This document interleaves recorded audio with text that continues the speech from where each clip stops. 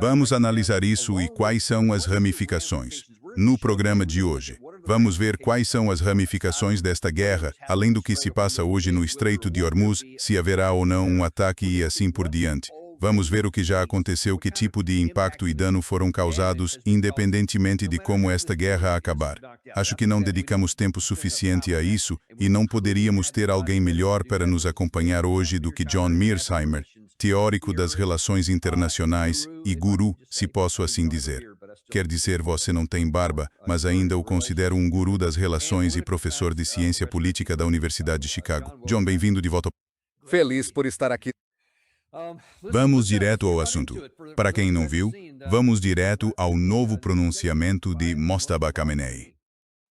Eles não têm nenhuma esperança em nossa região. Eles não têm nenhuma sorte em nossa região. Se tiverem algum lugar, será no fundo das águas do Golfo. O povo iraniano provou ser forte o bastante. E hoje, 90 milhões de iranianos dentro e fora do Irã usarão todas as suas capacidades, todas as habilidades tecnológicas, poder político, poder de mísseis e poder nuclear para defender nosso país. Defendemos nosso país, a República Islâmica do Irã, hoje. Controlando o Estreito de Hormuz, derrotaremos os inimigos nesta parte do mundo, em nossa região. O Irã agora estabeleceu uma nova equação que será em benefício de todos os países. Esses países do Golfo terão receitas. Sabe, é interessante e há algumas coisas. Primeiro foi uma gravação de áudio. Não foi um vídeo, então ele ainda não foi visto, porque há boatos de que perdeu uma perna no ataque e que o rosto dele ficou desfigurado. Quem sabe se isso é verdade? Mas deixa-me perguntar, antes de tudo, o que você acha do fato de ele ter divulgado isso apenas em áudio? É interessante que não haja vídeo e que este seja de fato a primeira vez que ouvimos dele, pelo menos diretamente. E isso faz você se perguntar o que aconteceu com ele. Mas acho que tudo isso faz parte da guerra de propaganda que está em curso. Quero dizer, quando se observa o que realmente está acontecendo na guerra com o Irã, há duas dimensões. Uma é o combate real e o que está ocorrendo no terreno e nas águas. E depois há a guerra de propaganda. E o European Union, acho que tudo isso faz parte dessa guerra de propaganda. Acho que os iranianos estão tentando deixar claro ao resto do mundo que estão vencendo esta guerra, que estão nela a longo prazo e que vão prevalecer no resultado final. E, claro, o presidente Trump tenta exatamente o oposto, passar a impressão de que nós vencemos a guerra e que é apenas uma questão de tempo até os iranianos reconhecerem isso e se renderem. Portanto, vejo isso como pouco relevante para o resultado real da guerra, mas importa para o discurso que está sendo travado agora. Agora, houve outra coisa que ele mencionou de passagem e que achei notável pelo fato de estar ali. Vou pedir ao Gary que reinicie isso daqui a um segundo. European Union, digo quando parar. Mas ele vai falar sobre todas as coisas que eles têm do lado deles, todos os diferentes poderes que podem mobilizar, e assim por diante. E então ele vai mencionar o poder nuclear. E considerando como isso foi a principal alegação dos Estados Unidos, foi por essa razão que fomos lá, e os iranianos sempre afirmaram que não têm arma nuclear. Achei interessante a inclusão dessa menção. Então, mais uma vez, vamos tocar isso e ouvir a parte do meio deste trecho. Eles não têm nenhuma esperança em nossa região. Eles não têm nenhuma sorte em nossa região. Se tiverem algum lugar, será no fundo das águas do Golfo. O povo iraniano provou ser forte o bastante. E hoje, 90 milhões de iranianos dentro e fora do Irã.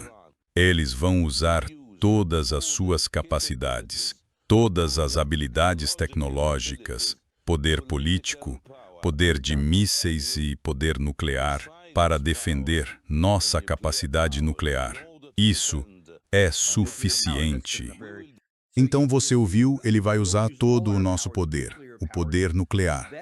Segundo eles, isso supostamente seria apenas para usinas nucleares ou para pesquisa. Por que você acha que ele incluiu isso ali? Porque isso pareceria um tapa na cara dos Estados Unidos. Bem, algo que precisamos ter certeza de entender é que não temos uma boa compreensão exata do que ele disse em Farsi, porque não falamos Farsi. E, na prática, esta foi uma tradução feita muito rapidamente. E não está 100% claro o que ele quis dizer. Mas se ele está falando em defender o Irã com poder nuclear, pode-se supor que isso signifique construir uma capacidade de dissuasão nuclear. Parece mesmo isso. E, como sabemos, ele, ao contrário do pai, no passado defendeu que o Irã desenvolvesse armas nucleares. Então é possível. Não gostaria de tirar conclusões finais agora, com base nessa informação limitada que acabamos de ver, mas é possível que ele esteja enviando um sinal de que o Irã está pensando em obter ou vai obter armas nucleares.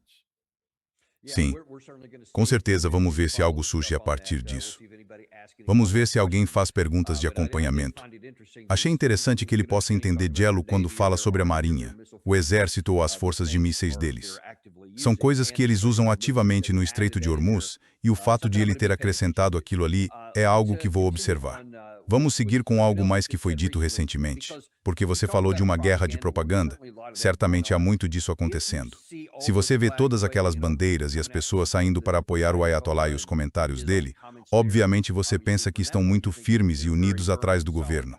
E você e a European Union já conversamos sobre o fato de que, mesmo antes disso, podíamos ver inadvertidamente um efeito de união nacional, com os que eram contra ele se alinhando ao país por enquanto. E isso parece estar acontecendo. Mas se você ouviu a Fox News ontem à noite, acho que foi no programa do Hannity, eles estão dizendo basicamente que o Irã está simplesmente se desintegrando. Quer dizer, eles não conseguem pagar seu povo. Há desespero. Temos informações de inteligência dizendo que os soldados deles querem desertar em grande número, etc., e que estão por um fio. E eles estão tão fracos quanto já estiveram, segundo Jack Keane ontem. O que você acha disso? Como se distingue o que é verdade? Bem, às vezes é muito difícil descobrir exatamente o que está acontecendo. Mas, exceto pelo que se ouve na Fox News e em veículos associados, não há evidência de que o que o general Keane e outros estão dizendo seja verdade. E, de fato, todas as evidências indicam que o povo iraniano está apoiando o regime e que o regime é capaz de suportar a punição que lhe foi infligida até agora. E lembre-se de que, no passado, o regime iraniano demonstrou ser capaz de absorver uma enorme quantidade de punição, tanto na população civil quanto nas forças militares, como vimos na guerra entre Irã e Iraque na década de 1980. Portanto, teríamos que infligir muito mais punição à população civil e às unidades militares no Irã antes de haver qualquer evidência significativa de que iria colapsar. Mas o ponto mais geral é que, se você olhar para o registro histórico, quando países entram em guerra e um lado decide punir o outro, isto é, infligir punição maciça à população civil e à economia do lado adversário. Na quase totalidade dos casos, o Estado-alvo não desiste. Ele não cede. Vimos isso na Segunda Guerra Mundial com as campanhas de bombardeio contra o Japão e a Alemanha. Vimos isso antes, em relação ao Irã.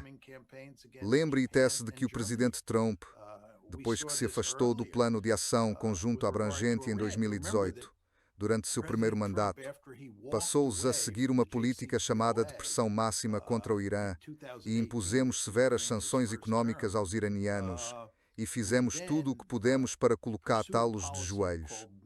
E infligimos punição massiva à população civil. Mas isso não funcionou naquela época. Não vai funcionar agora. E, na minha opinião, não vai funcionar no futuro.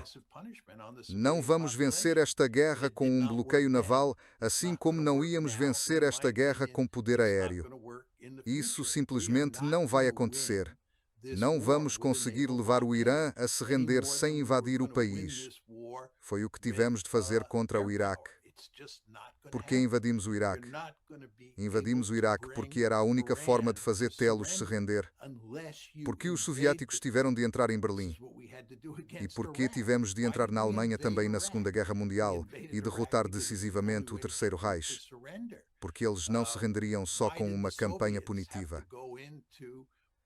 Então, a ideia de que o Irã agora está encurralado e tudo o que precisamos fazer é aplicar mais um pouco de pressão militar e tudo vai acabar bem para nós é ilusão. Vamos falar disso. Danny, perdemos feio essa guerra. Esta guerra é uma catástrofe para os Estados Unidos.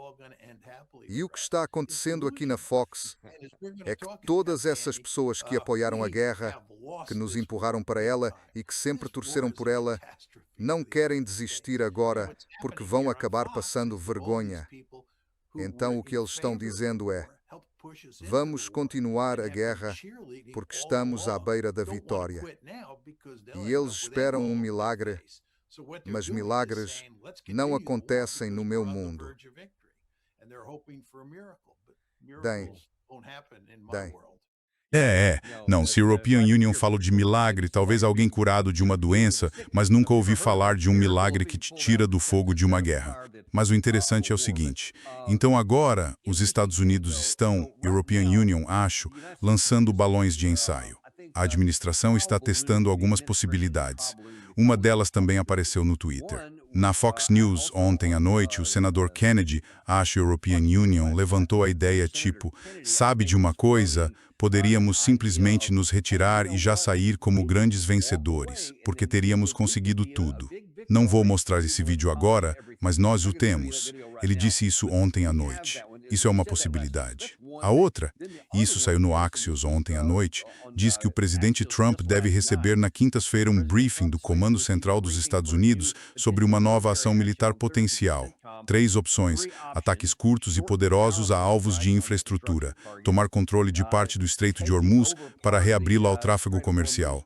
Não faço ideia o que poderia incluir forças terrestres, embora isso seja uma loucura, porque não se consegue fazer isso com apenas um punhado de tropas. Ou outra insana, forças especiais para recuperar o urânio altamente enriquecido. Isso é o urânio enriquecido que supostamente está enterrado em 3 locais diferentes.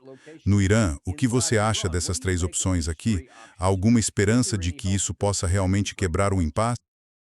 Não. Quer dizer, nós nem sabemos onde exatamente esse urânio enriquecido está. E, a propósito, eles têm 11 toneladas disso. Eles têm apenas cerca de 440 quilos de urânio enriquecido, até 60%, mas possuem muito urânio enriquecido, até 20%, e muito até 5%. 11 toneladas disso. Está espalhado por todo lado e não temos certeza de onde exatamente está. Além disso, não acha que os iranianos vão antecipar que podemos tentar enviar equipes de forças especiais para retirar esse urânio enriquecido? E, portanto, não acha que eles vão proteger bem essas áreas? Claro que vão. Isso não vai funcionar. E, além disso, mesmo que consigamos esse urânio enriquecido, ele pode ser usado para enriquecer mais urânio. Temos que entender que os iranianos têm as centrífugas e o conhecimento para enriquecer urânio até o nível necessário para armas. E não há nada que possamos fazer para eliminar essa capacidade. Bem, essa terceira opção que você descreveu é um devaneio. Quanto a usar forças terrestres para tomar o estreito, seria necessário um enorme contingente de tropas que nós não temos na região. Além disso, vocês vão sofrer baixas significativas. Além disso, mesmo que vocês tomem o estreito, ainda terão o problema de entrar no Golfo, certo?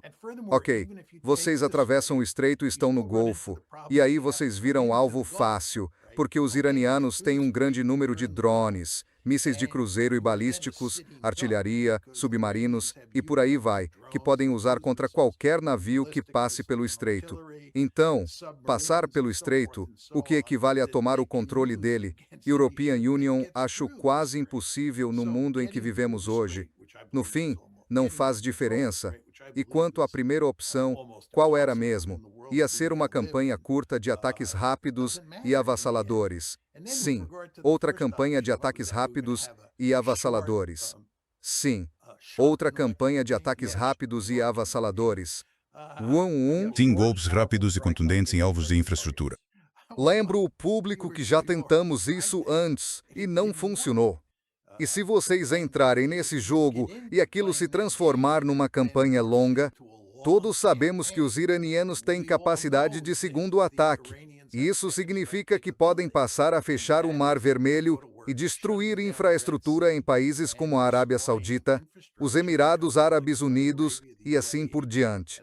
E a razão de não termos bombardeado nas últimas semanas é, em grande parte, porque entendemos que o outro lado tem essa capacidade de segundo ataque. Isso é algo que você e a European Union já dissemos muitas vezes. À medida que a escalada sobe, não somos nós que dominamos, são eles. E meu último ponto, Dani, é que agora todo mundo sabe que estamos ficando sem munições, que gastamos uma grande parte do nosso estoque de armamento valioso que precisamos para outras contingências pelo mundo. E se voltarmos a lançar uma campanha aérea ou de bombardeio que de qualquer forma não vamos vencer e gastarmos ainda mais munições, isso será desastroso. E para quem duvida, basta lembrar quando fomos à guerra contra os Houthis. Lembre que o presidente Trump disse em março de 2025, isto foi logo depois de assumir a Casa Branca, que ia declarar guerra aos Houthis e derrotá-los, ao contrário do presidente Biden, que tentou derrotá-los e falhou. Bem, ele começou em março de 2025. Foi quando o presidente Trump começou. Paramos em maio de 2025. Não conseguimos derrotar os Houthis. Mas outra coisa que estava acontecendo, Dani, é que estávamos consumindo armamento valioso, atacando os Houthis. E sabíamos muito bem que isso não era sensato. Queríamos preservar todas aquelas armas sofisticadas que temos para outras contingências. E essa mesma lógica básica que funcionou no caso da campanha de bombardeio contra os Houthis se aplica aqui. Se voltarem à guerra com uma campanha aérea, vão gastar enormes quantidades de armas valiosas e não terão sucesso. Tudo isso para dizer, Dani, para ser bem direto, estamos ferrados. Tenho certeza de que isso não passa despercebido do lado iraniano. Ontem à noite surgiu uma notícia interessante. O porta-voz do Corpo da Guarda Revolucionária Islâmica apareceu e fez um comentário interessante. Ele disse aos Estados Unidos, este é Fikar, que é o porta-voz do Corpo da Guarda Revolucionária Islâmica do Irã. Aos Estados Unidos, interferir na segurança dos nossos navios é apostar com a existência e com os interesses dos Estados Unidos na região. Nossa resposta está pronta e será surpreendente e retumbante, fazendo-os arrepender do momento em que pensaram em cruzar nossas linhas vermelhas. E então, não muito depois, algumas horas mais tarde, ele disse, em breve revelaremos uma arma que os aterrorizará profundamente. Esperamos que não provoque um ataque cardíaco, zombou ele. O que você acha disso? Porque a European Union tem visto vários comentários dizendo que há armas que os iranianos guardaram e não usaram até agora, mas que eles podem sacar e que aparentemente seriam muito eficazes.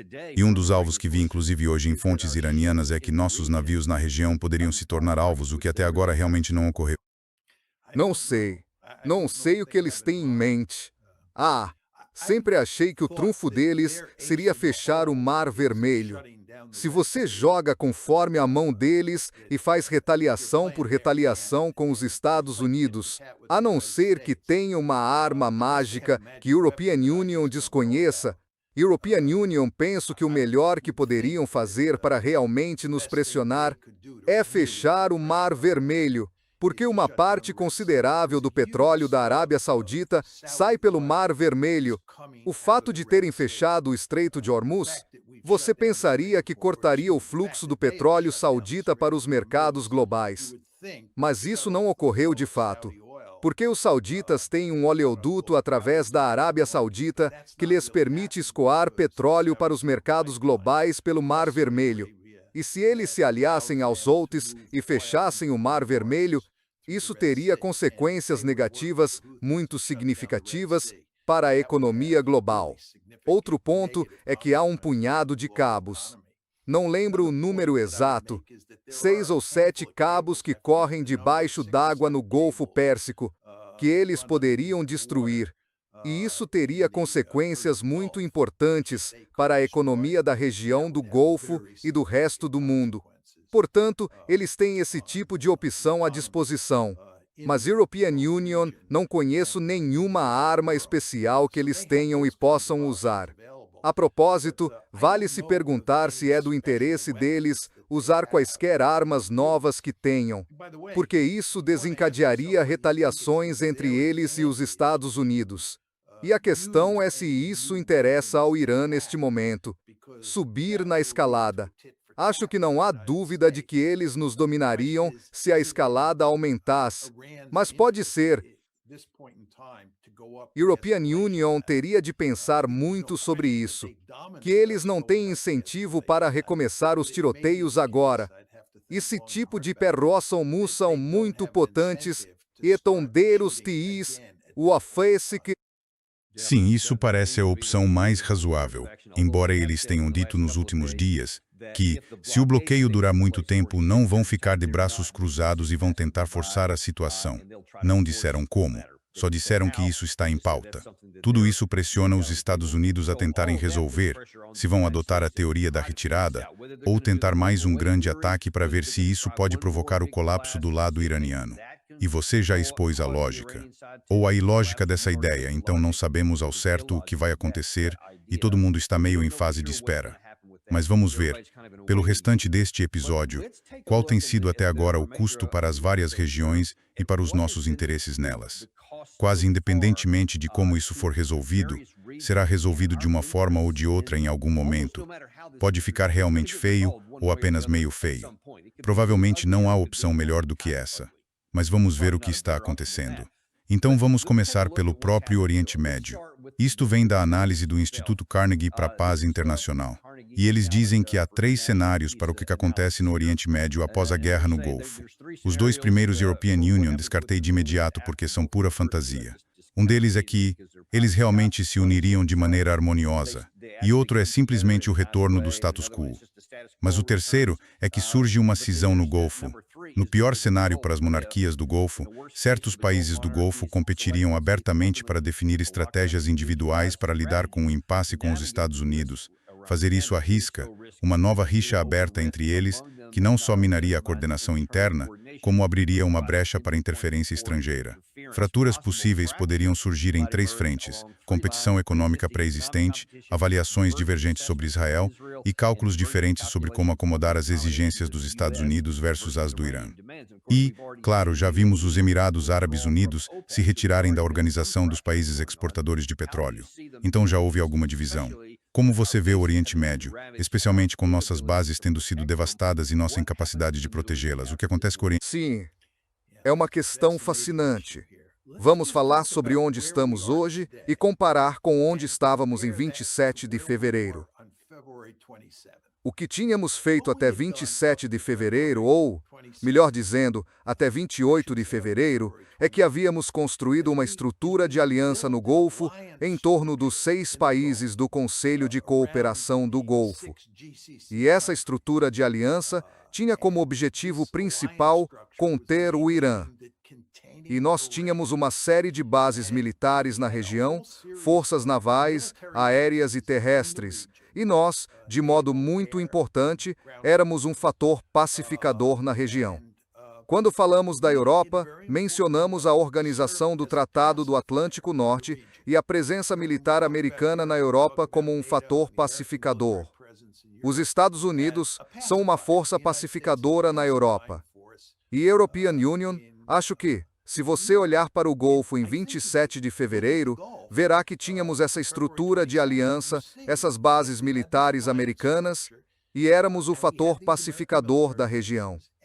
Além disso, não éramos apenas o pacificador. Assim como na Europa, fornecíamos segurança aos vários países da região. Por isso eles permitiam que nossas bases estivessem ali, porque estávamos proporcionando segurança, nosso guarda-chuva de segurança, cobria esses 6 países que faziam parte da aliança que montamos. E tudo parecia uma estrutura de aliança muito eficaz. E nossas relações com os países do Golfo pareciam muito estáveis. Além disso, esses países pareciam prosperar por fazerem parte dessa aliança dominada pelos Estados Unidos. Então era essa a situação em 27 de fevereiro. Agora, a pergunta que você deve se fazer é: onde estamos hoje? Bem, primeiro, em termos de bases, praticamente todas foram destruídas ou gravemente danificadas. E não está claro se essas bases vão voltar ou se todas elas vão voltar. Não está claro que vamos querer voltar, porque são tão vulneráveis. E não está claro que os países do Golfo vão querer que voltemos, porque agora eles entendem que essas bases são grandes alvos para mísseis balísticos e drones vindos do Irã. Então, se você olhar a situação das bases, estamos em sérios apuros. Se olhar para a estrutura da aliança, me parece que a aliança que montamos se desfez. Basta ver o que aconteceu entre os Emirados Árabes Unidos e a Arábia Saudita. Estão um contra o outro. São inimigos mortais. Parece que se odeiam mais entre si do que odeiam os iranianos. E aí você começa a pensar, e Omã, e o Catar, eles estão pensando da mesma forma que os Emirados em termos de como lidar com o Irã. A resposta é absolutamente não. Então a aliança que tínhamos montado e que existia em 27 de fevereiro está gravemente fraturada, se não despedaçada. A situação das bases, como descrevi, é um desastre. Depois tem toda a questão de nós como pacificador. Somos um pacificador. Não, somos exatamente o oposto. Começamos esta guerra. Eles não queriam esta guerra. Começamos esta guerra. Não somos um pacificador. Incendiamos a região. Em Siquanacero, Bará Sarageston Messi, essa somas esta 4 ou Guush, de Cien.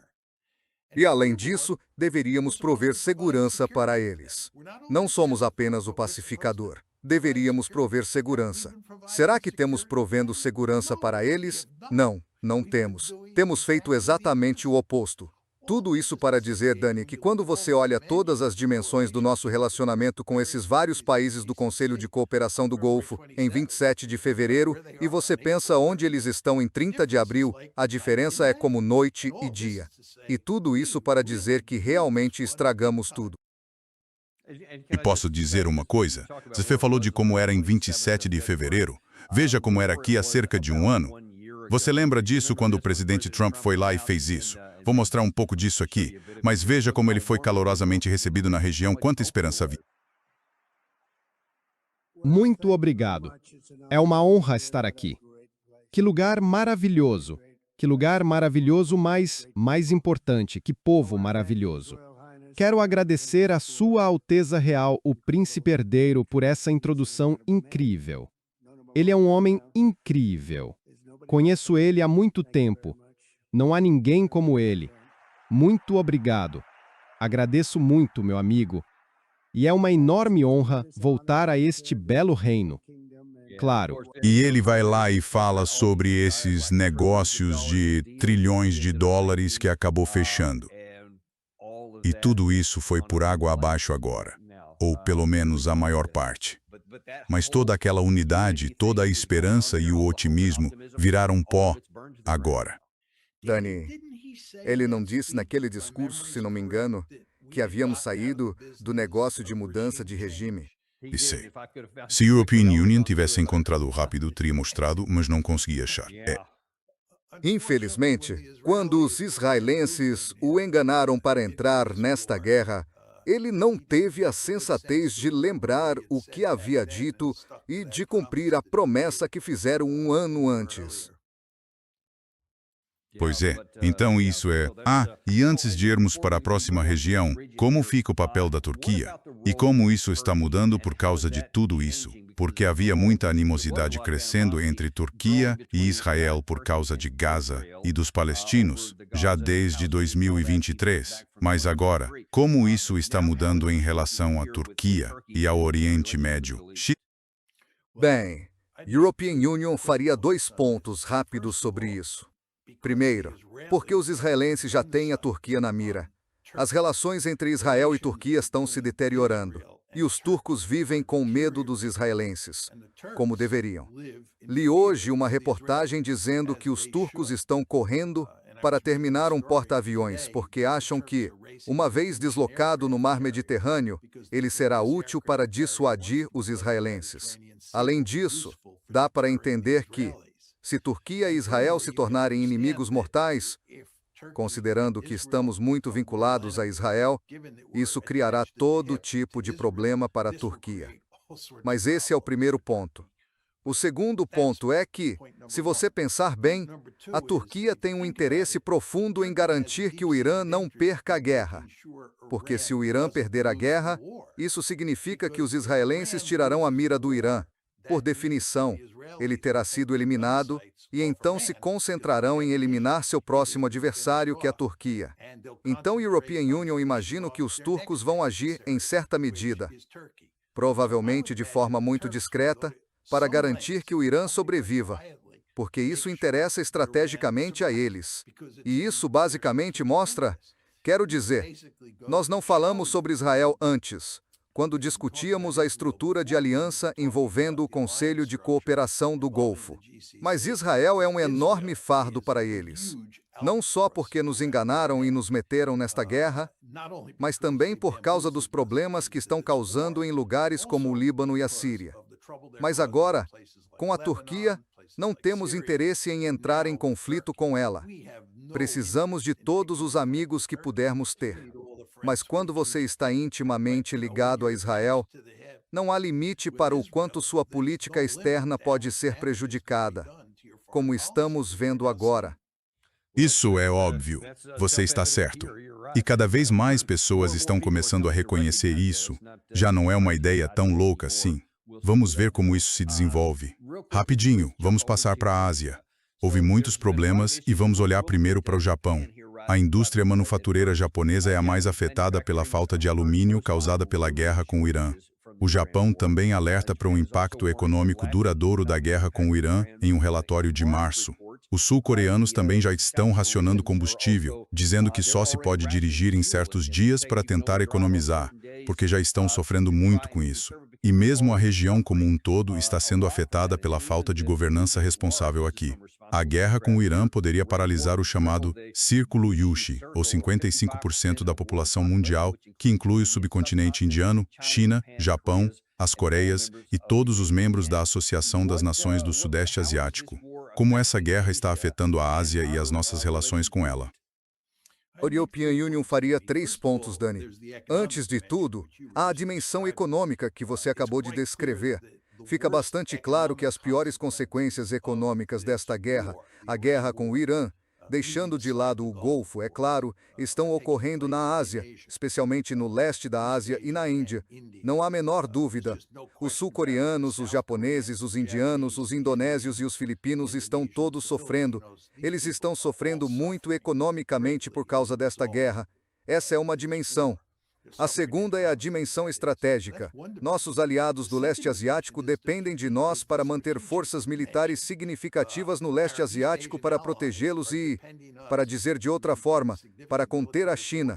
E é por isso, claro, que ao longo dos anos nós nos voltamos para a Ásia. Mas o resultado final desta guerra no Irã é que estamos nos afastando da Ásia. Estamos retirando recursos militares preciosos da Coreia do Sul, do Japão e os enviando para o Oriente Médio. E lá, no Oriente Médio, estamos consumindo esses recursos preciosos. Estamos usando recursos que não estarão disponíveis no leste asiático. Portanto, do ponto de vista militar e estratégico, assim como econômico, causamos enorme dano a nós mesmos e aos nossos aliados no leste asiático. O terceiro ponto é, se você olhar para o que está acontecendo na guerra no Irã, e, mais geralmente, no que diz respeito à política externa americana e a como o presidente Donald Trump a conduz, acho que cada vez mais países chegam à conclusão de que simplesmente não se pode confiar nos Estados Unidos. Os Estados Unidos simplesmente não são um aliado confiável. Primeiro, Pode ser que eles não estejam lá para vocês. Quer dizer, dá para realmente contar com Donald Trump para estar ao lado de vocês? European Union, não sei. Mas o segundo problema é, vocês querem depender de um país governado por um homem cujo julgamento, na melhor das hipóteses, é duvidoso? Quer dizer, quando você observa o que os Estados Unidos estão fazendo pelo mundo, European Union, sei que você observa, e European Union observa, a gente fica coçando a cabeça. E você acaba pensando, esse não é o comportamento de pessoas racionais e de bom senso. O que está acontecendo aqui? Quando você vê esses tweets que ele solta no meio da noite, você se pergunta, esse cara está com a cabeça no lugar? E isso levanta todo tipo de dúvida sobre se outros países podem depender dos Estados Unidos para sua segurança. De novo, coloca-se a questão de se estaremos lá por eles. Estamos nos afastando do leste asiático, como o European Union disse. Mas mesmo que estejamos lá por eles, dá para confiar nos Estados Unidos. Acho que os sul-coreanos e os japoneses vão começar a pensar seriamente em como se proteger. E isso vai empurrá-los a considerar adquirir armas nucleares. Vê supomesse, vocês, Estados Unidos. E, obviamente, isso não seria do nosso interesse. Temos tentado conter isso, não ajudar na sua proliferação. Antes de deixarmos a Ásia, não podemos nos afastar sem falar sobre a China. Segundo o jornal The New York Times, a guerra no Irã já está começando a expor fissuras na economia da China. As reservas estratégicas de petróleo e gás natural da China a protegeram em certa medida, mas sua economia baseada na manufatura começa a fraquejar. Parece que a China estava mais preparada do que qualquer outro. Talvez só a Rússia viesse perto, por ter esse enorme estoque estratégico de petróleo. Então eles poderiam aguentar por muitos meses, acho que até 9 meses, sem que as interrupções no fluxo os afetassem em casa. Mas há outras questões também, com, sabe, os elementos de terras raras. Não apenas as terras raras, mas também o amônio e o alumínio. Outros fertilizantes e coisas assim que também podem afetá-los. Como você vê essa guerra afetando a China até agora? Bom, o fato é que vários países, e a China é um deles, estão bem protegidos a curto prazo. Mas, a médio e longo prazo, eles estão em sério apuro porque estamos paralisando a economia mundial. Estão em uma situação muito ruim. A economia mundial está realmente em apuros e todos estão integrados a ela. Se você olhar para um país como a China, ela depende fortemente das exportações. Sempre teve um problema com a demanda interna, da própria população. Então exporta enormes quantidades de produtos manufaturados, como carros e brinquedos.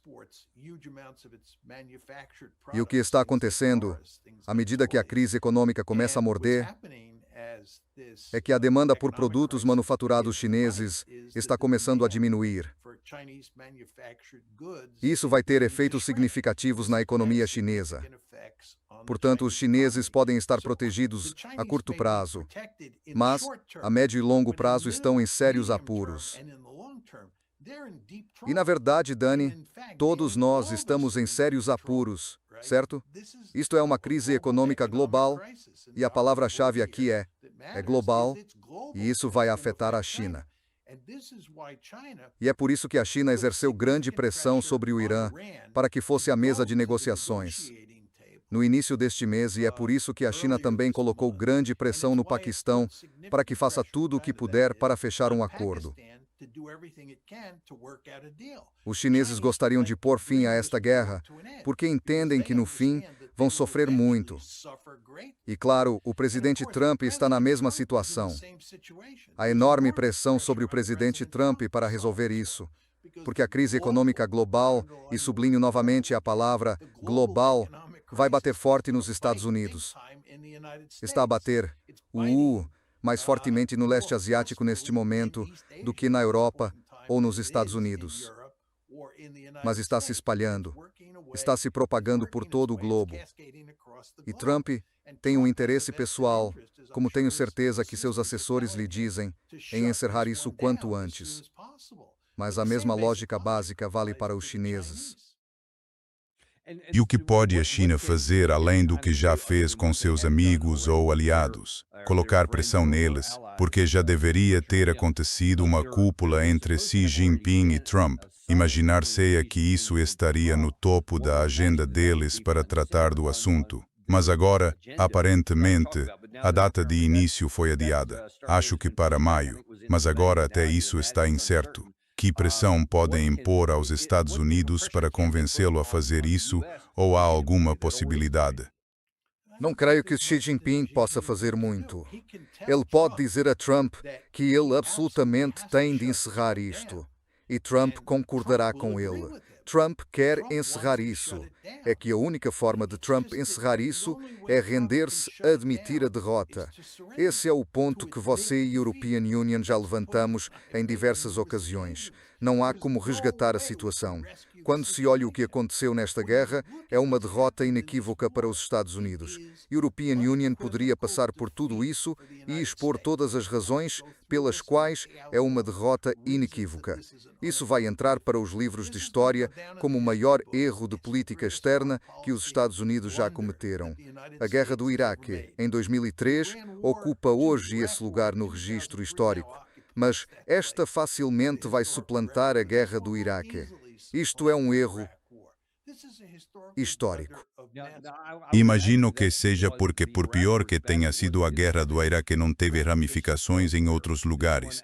Esta me corrija se a European Union estiver errado, mas você está dizendo que por causa das implicações globais que já provoca, é isso exatamente? Quero dizer, volte à nossa discussão sobre o que fizemos com a estrutura de alianças que havíamos construído no Golfo e junte isso ao que falamos sobre a economia internacional e o fato de que estamos indo rumo ao precipício. E lembre-se, ao menos na guerra do Iraque, tivemos alguns sucessos iniciais, o que permitiu que George W. Bush pousasse no porta-aviões e declarasse missão cumprida. Nem sequer tivemos esse luxo nesta guerra. Esta guerra é simplesmente um desastre colossal. E Trump não quer dizer European Union perde ou nós perdemos e vamos assinar um acordo que favoreça o Irã. Ele não quer fazer isso. Ele acha que talvez consiga colocar os iranianos de joelhos e forçá-los a se render. Então ele não desistirá neste momento. Mas claro, tudo isso só faz com que a situação da economia global piore cada vez mais.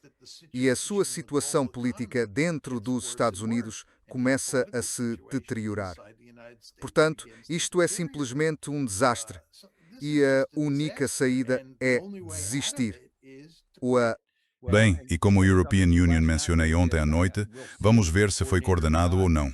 Mas o senador Kennedy está lançando a ideia de que, bem, poderíamos nos retirar amanhã. Ele literalmente disse que poderíamos nos retirar amanhã e seríamos os grandes vencedores. Esse é um. Mas agora eles veem isto. Isto saiu no True Social do Trump. Foi há cerca de 12 horas. A tempestade está chegando e nada pode deter o que vem.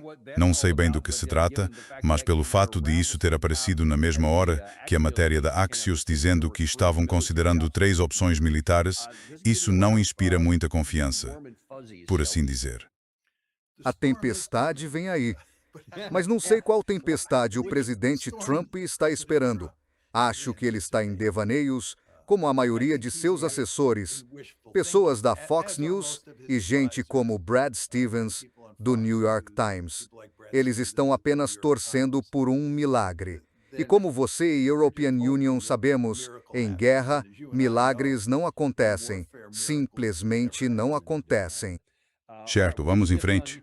Você falou sobre a estrutura de alianças e como a comprometemos tanto na Ásia quanto no Oriente Médio. Bem, a Europa não é exceção. Também há alguns problemas por aqui. Veja, a guerra com o Irã afeta a Europa. Será que uma recessão já está se desenrolando? Essas são algumas das manchetes europeias. Inflação atinge 3% na Europa, enquanto a guerra com o Irã espalha choques no petróleo. E aí tem essa questão aqui, com Friedrich Schmitz. Ele disse que, alguns dias atrás, afirmou publicamente que os Estados Unidos foram humilhados e que nem sequer temos uma estratégia. E ele mencionou a guerra com o Irã. ele citou a guerra no Afeganistão. E no dia seguinte, Trump anuncia que ameaça cortes nas tropas dos Estados Unidos. Na Alemanha, e na verdade vou falar sobre isso agora. Isso foi no True Social dele há só 3 horas. Ele diz que o chanceler da Alemanha deveria dedicar mais tempo a acabar com a guerra entre Rússia e Ucrânia, onde tem sido totalmente ineficaz, e a consertar seu país quebrado, especialmente imigração e energia, e menos tempo em interferir com aqueles que estão eliminando a ameaça nuclear do Irã, assim tornando o mundo, inclusive a Alemanha, um lugar mais seguro. Então, como estamos na Europa? Bem, a Europa é diferente do Golfo, do Oriente Médio e do Leste Asiático, no sentido de que nossa estrutura de alianças na Europa, a Europa já estava por um fio mesmo antes de 28 de fevereiro. Lembre-se, falamos de como era 27 de fevereiro no Golfo, e a mesma lógica vale para o Leste Asiático. Tudo parecia muito bem em 27 de fevereiro. E então, em 28 de fevereiro, tudo foi por água abaixo no Golfo e também no Leste Asiático. Quanto à Europa, as relações entre os Estados Unidos e seus aliados europeus já estavam em péssimo estado em 27 de fevereiro. Isso era indiscutível, mas o que aconteceu desde 28 de fevereiro foi mais um grande golpe nas relações transatlânticas. Você acabou de mostrar na tela algumas provas disso. Novamente, voltando à questão econômica, que não pode ser subestimada, o que tem atingido fortemente o leste asiático agora começa a atingir duramente a Europa. E isso é especialmente verdadeiro na Grã-Bretanha.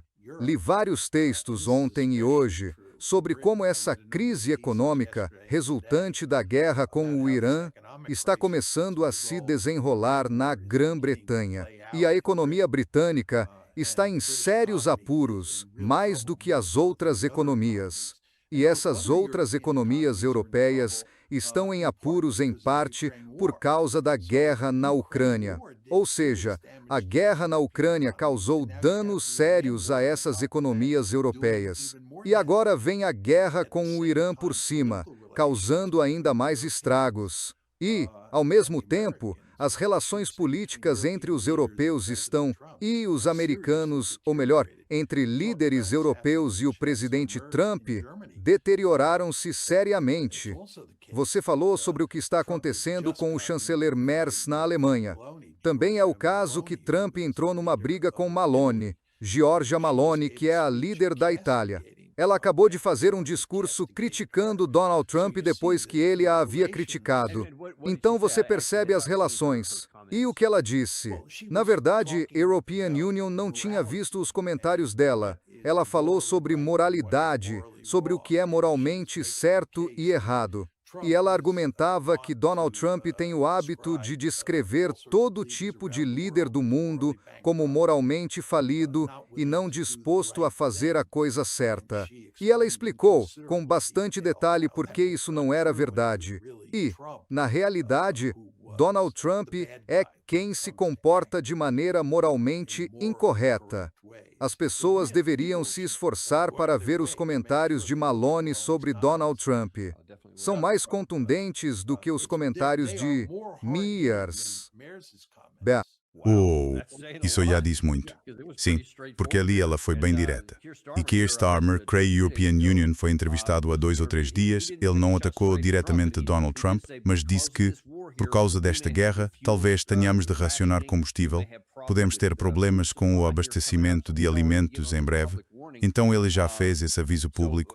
Você acha que isso vai continuar a se espalhar, especialmente se isso não for resolvido de uma forma ou de outra? Isso vai se espalhar pela Europa e que impacto isso poderia ter nas relações transatlânticas? Alguns pontos. Primeiro, lembre-se de que Donald Trump tem mais 2 anos e 8 meses no cargo. Sabemos o quanto ele já causou de dano em 1 ano e 4 meses. Consegue imaginar como será quando ele finalmente sair do cargo daqui a 2 anos e 8 meses? Esse é o primeiro ponto. O segundo ponto é que alguém terá que ser responsabilizado por todos esses fiascos. Alguém terá que ser responsabilizado pelo fiasco na Ucrânia, porque agora está claro que a Ucrânia e a Europa perderam a guerra. A única questão interessante é como será a derrota final. A Ucrânia não vai recuperar nenhum do território perdido. Vai acabar como um Estado reduzido e disfuncional. E a única questão é quanto território ele ainda acabará perdendo. E aí a pergunta é: quem será culpado por isso? E quem será responsabilizado por perder a guerra contra o Irã? Não será Donald Trump. Na cabeça de Donald Trump vai ser outra pessoa. Ele vai culpar os europeus por não ajudarem a abrir o estreito. Ele vai argumentar que, se tivéssemos aberto o estreito com a ajuda europeia, teríamos vencido a guerra. Não abrimos o estreito, e isso porque os europeus não se dispuseram a ajudar. Portanto, eles são responsáveis, assim como seriam responsáveis por perder a guerra na Ucrânia.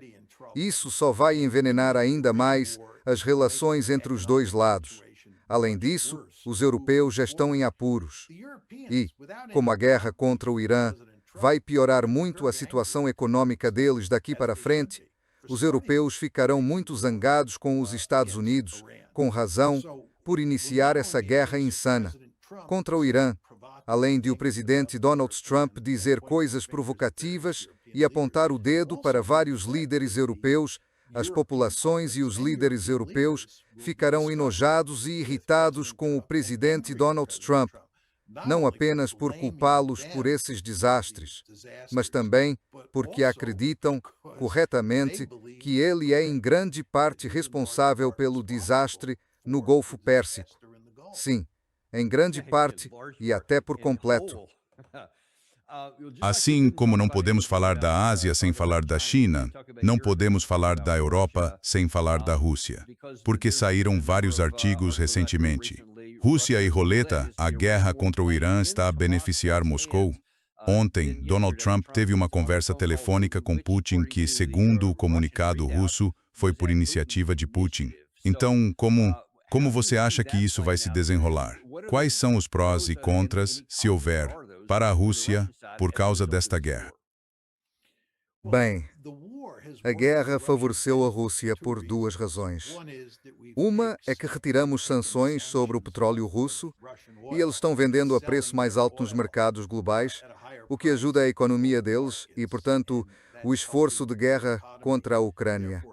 E, além disso, considerando que estamos gastando uma grande quantidade de armas sofisticadas na guerra contra o Irã e precisamos dessas armas, especialmente para conter a China, isso significa que os Estados Unidos vão fornecer cada vez menos armamento aos ucranianos. E teremos interesse em encerrar esse conflito. E isso também favorece a Rússia. Então acho bem claro que a guerra com o Irã está... Isso favorece a Rússia, não tenho muita dúvida.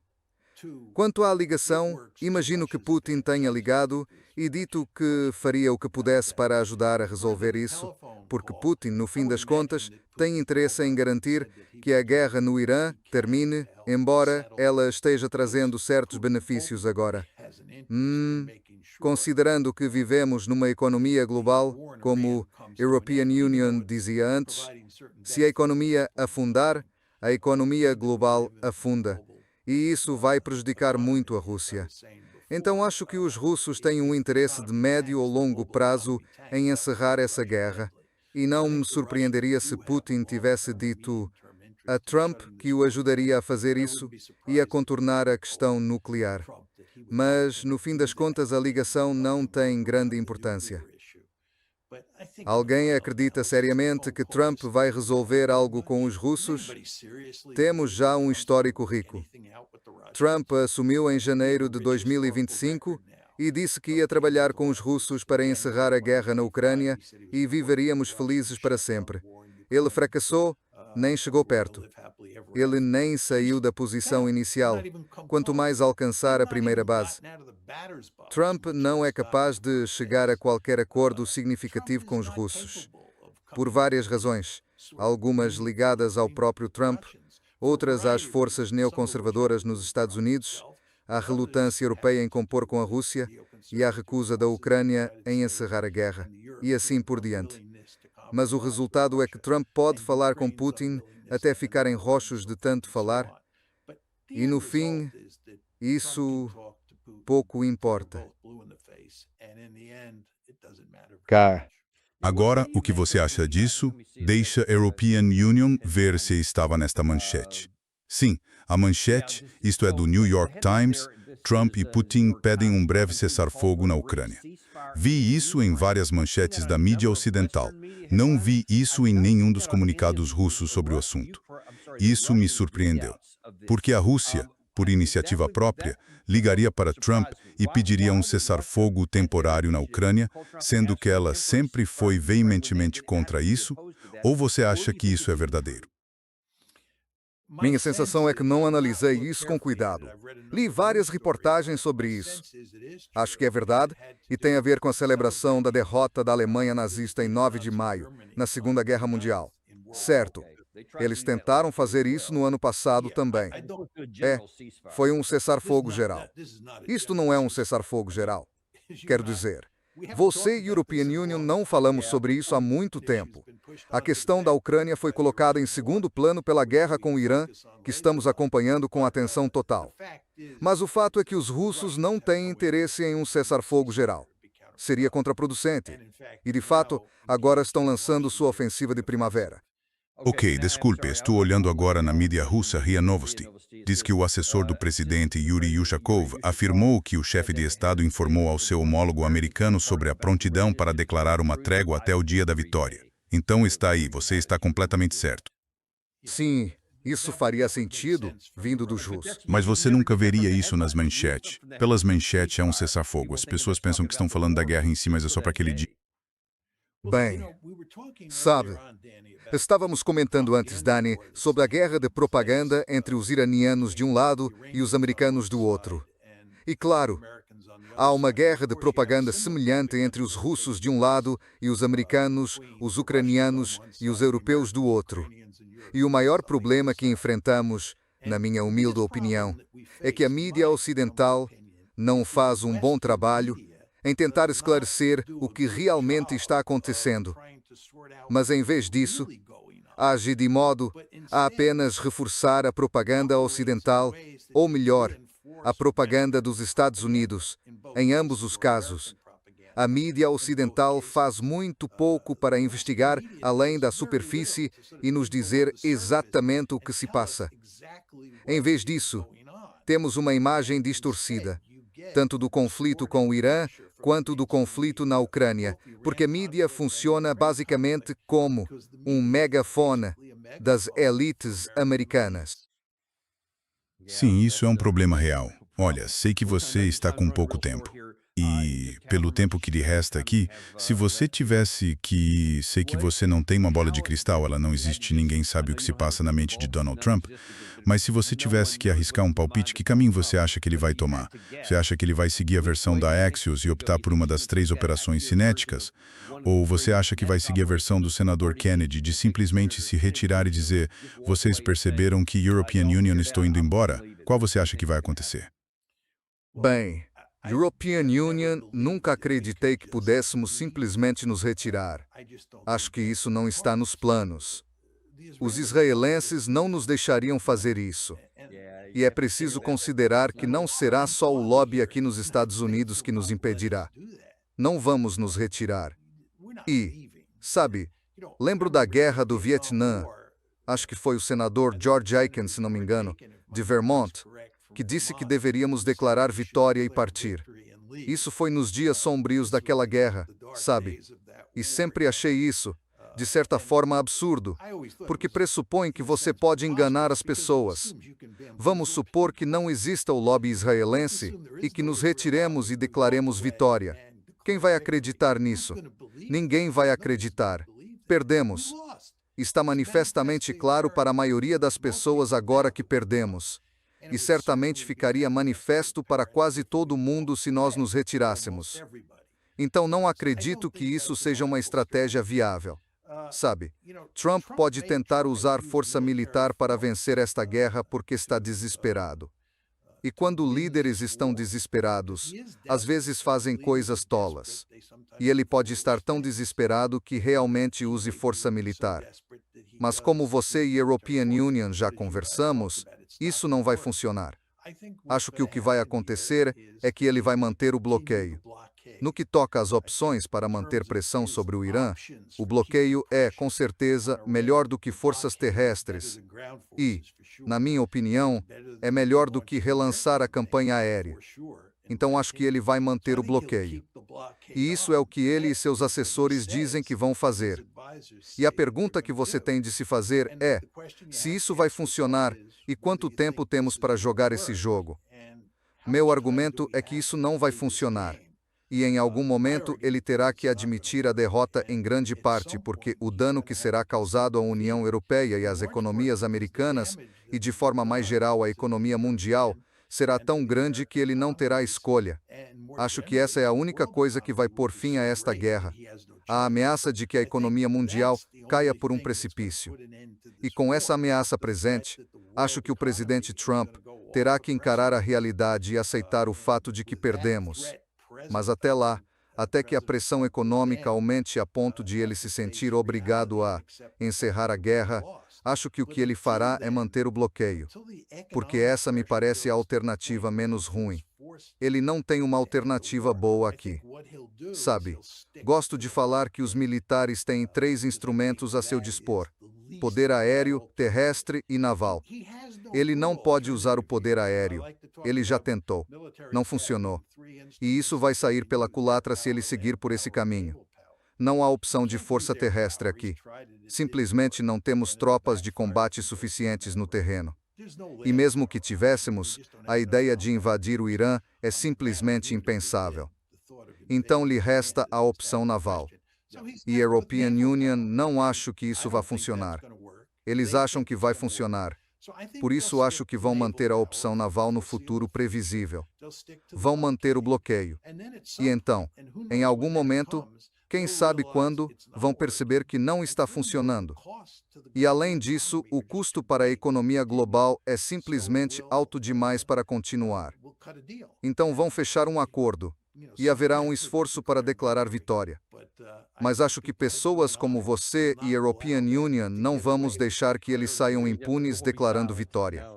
Vamos lembrá-los do que fizeram. Vamos. Embora a European Union acrescente que estou torcendo por esse desfecho entre as opções, porque todo o resto vai tornar isso muito pior.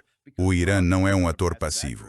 Se fizermos qualquer versão de um ataque cinético, o Irã deixou bem claro que irá atingir alvos dolorosos nos países do Conselho de Cooperação do Golfo e em Israel que até agora não foram atingidos. E não vejo razão para achar que isso seja apenas uma ameaça vazia. Melhor não descobrir. Sim, e além disso, fechar o Mar Vermelho. Nem falei sobre esse. Sim, isso seria realmente o golpe final. Seria simplesmente catastrófico. Como já dissemos várias vezes, ao subir na escada da escalada, não há dúvida de que podemos infligir muita dor a eles. Não queremos minimizar isso. Já fizemos isso. Podemos fazer mais. Mas, primeiro, isso não vai fazê-los se render. E segundo, eles têm capacidade de retaliação. Você dá um soco em alguém e tem que se perguntar, essa pessoa pode revidar. E se essa pessoa puder revidar, ela pode causar mais dano a você do que você pode causar a ela. E, neste caso, eles podem causar um estrago enorme, como você acabou de apontar. Como a European Union disse, melhor não descobrir. Mas agradecemos por você ter vindo e por ser tão claro sobre isso. E uma das razões pelas quais sou tão grato é que há tantos efeitos que se acumulam aqui. Não é só o Estreito de Hormuz, são todas essas coisas que vêm junto com isso. E você trouxe muita clareza sobre isso. Agradecemos muito. E, claro, recomendamos que as pessoas acessem mearsheimer.substack.com para acompanhar o trabalho do John. Assim vocês não precisam esperar que ele venha ao nosso programa, como nós sempre aguardamos ansiosos. Então, obrigado, John, por ter vindo. E agradecemos a você. Obrigado, Dani. É sempre um prazer falar com você.